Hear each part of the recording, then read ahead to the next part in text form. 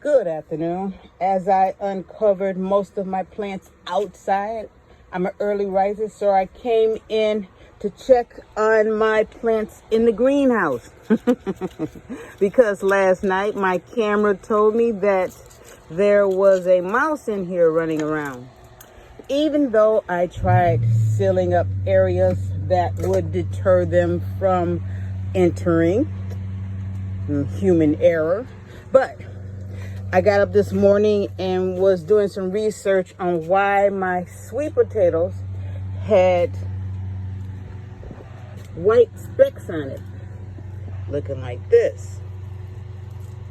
So after a diagnosis, I've got great airflow. It stays warm in here. I don't overwater. I decided to pull up all my sweet potatoes. And I'm going to very nicely sprinkle diatomaceous earth, potash, baking soda all throughout the soil, and then spray the walls, the plastic, with a vinegar Dawn soap mixture. That's on that. But in the meantime, I had sprinkled cayenne pepper and cinnamon on my garlic, to which you see the dear darling rodents didn't touch it. But I put a mouse trap here with the center of a peanut butter, baking soda, baking powder mixture in the center. That sucker walked from here all the way around and grabbed the peanut butter napkin and kept on stepping.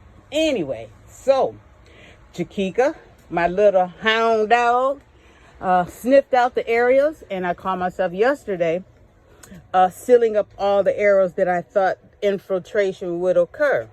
But to my surprise, over here in this corner, I have a void which leads outside, per se, where they can come in. So I'm going to mix up some concrete and send it all the way down. So dear darling mama's going to be bending down and sealing up this area, because I have plexiboard panels all the way down this side, in addition to plastic, and it's screwed in, so they can't get in that way up top. So they must have burrowed down.